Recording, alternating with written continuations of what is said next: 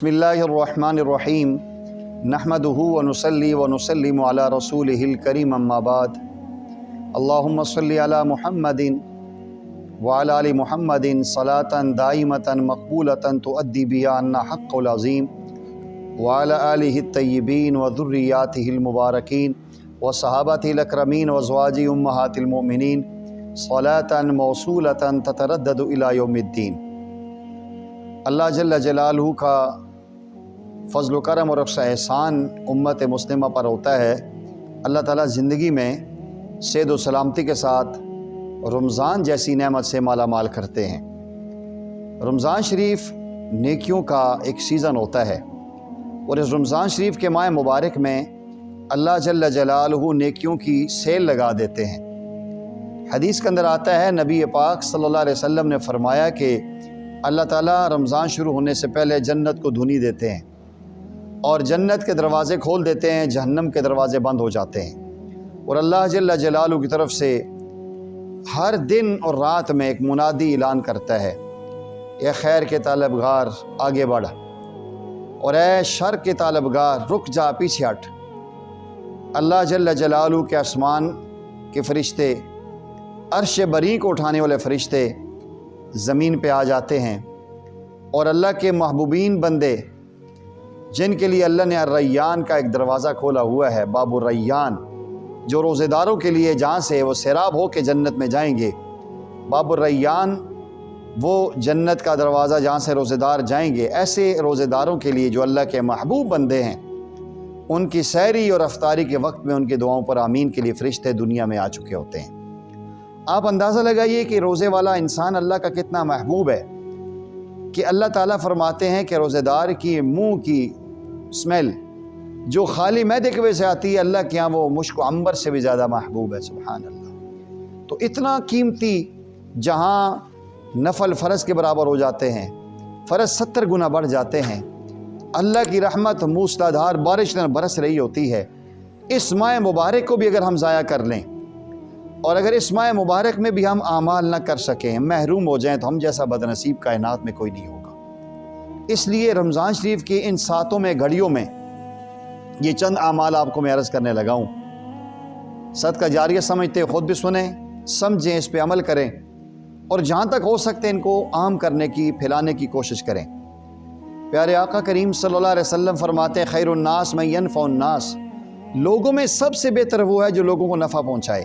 تو اس وقت امت مسلمہ کا نفع یہ ہے کہ ان کے ایمان کو بچائیں، ان کے کردار و کریکٹر کو بچائیں، انہیں اعمال صالحہ سے مزین کریں، انہیں کائنات کے عظیم پیغمبر، امام الانبیاء، فخر کائنات، جان کائنات، روح کائنات، امام المرسلین، خاتم النبیین، حضرت محمد صلی اللہ تعالی علیہ وسلم کے ساتھ جوڑ دیں، اور ان کے دلوں میں پیارے آقا کی محبت بچھا دیں۔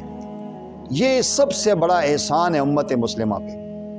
اگر میرے تمام سننے والے میرے بھائی اور بہنیں رمضان شریف کے شروع ہونے سے پہلے ہی اس بات کا عزم کر لیں کہ انشاءاللہ ہم نے یہ رمضان شریف قیمتی بنانا ہے۔ امام ربانی مجدد فسانی رحمۃ اللہ علیہ فرماتے ہیں کہ زندگی کا تجربہ ہے، جو انسان کسی عمل کی عادت ڈالنا چاہتا ہے کہ ساری زندگی میں یہ عمل کروں، اس کو رمضان شریف کے پورے مہینے میں اپنائے، پورے مہینے میں وہ ادا کرے، اللہ تعالیٰ اس کو ساری زندگی اس عمل کی توفیق دے دیں گے، پورے سال اللہ توفیق دے دیں گے۔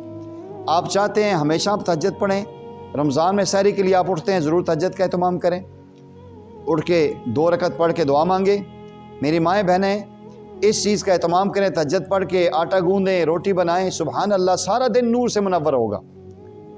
افطاری کے لیے چند منٹ پہلے بیٹھ کے، ہماری مائیں بہنیں بھی بیچاری سارا دن افطاری بناتی رہتی ہیں، زور سے لے کر مغرب کے قریب تک، کوشش فرمائیں تھوڑا سا ٹائم نکال کے نا دسترخوان بچھا کے مانگ لیا کریں۔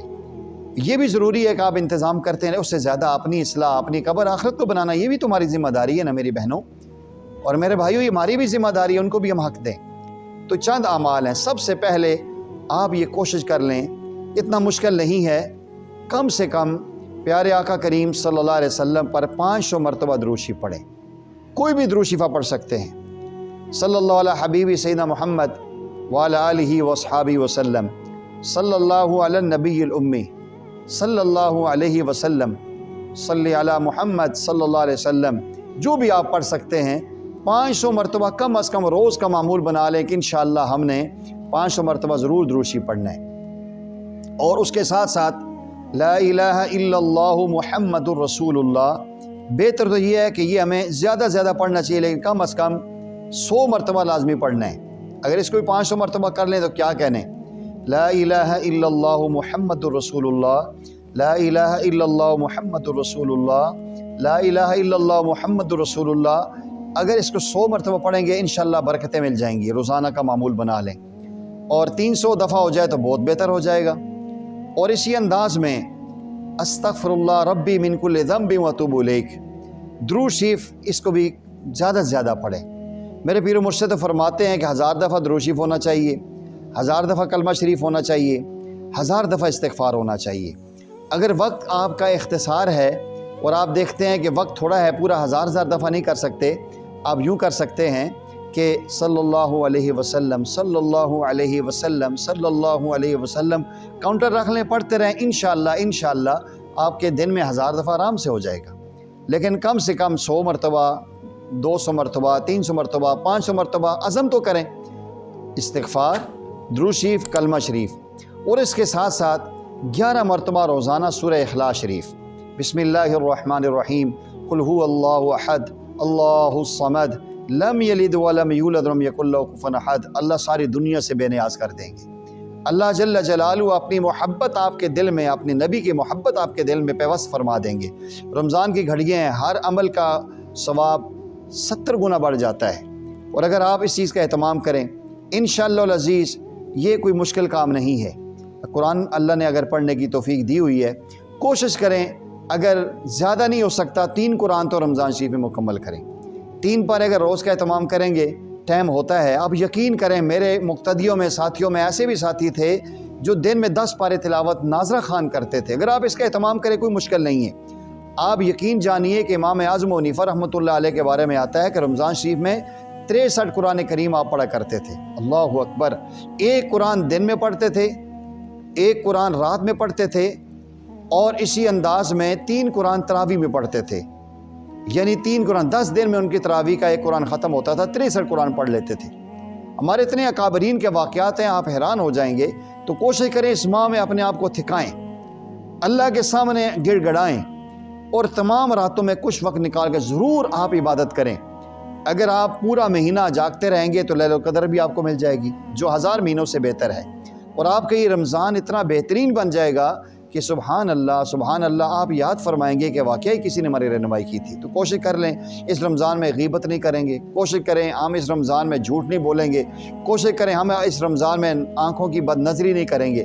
اچھا یہ بھی ذہن میں رکھ لیں، بعض لوگ ایسے ہوتے ہیں کہ منہ کا روزہ تو رکھا ہوتا ہے لیکن آنکھوں کی بد نظری ہو رہی ہوتی ہے، کان سے غیبت سن رہے ہوتے ہیں، زبان سے غلط بات کر رہے ہوتے ہیں، یہ انسان کے روزوں کو خراب کرتے ہیں۔ پیارے آقا صلی اللہ علیہ وسلم نے فرمایا ہے من لم یدع قول الزور والعمل به فلیس للہ حاجۃ ان یدع طعامہ وشرابہ، جو انسان روزہ رکھے اور بری بات نہ چھوڑے، برے کام نہ چھوڑے، تو اس کے بھوکا پیاسا رہنے کی ہمیں ضرورت نہیں ہے۔ اس لیے کوشش فرمائیں ان تمام چیزوں سے اپنے آپ کو پاک صاف رکھیں، اور یہ رمضان کا مہینہ کم از کم 1 قرآن تو لازمی پڑھیں نا، 1 قرآن پڑھیں۔ اگر قرآن نہیں آتا تو کم از کم 100 مرتبہ روز سورہ اخلاص پڑھنے کا اہتمام کریں۔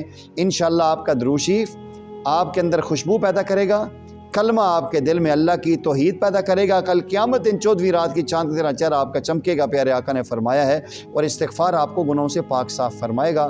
وآخر دعوانا ان الحمد للہ رب العالمین۔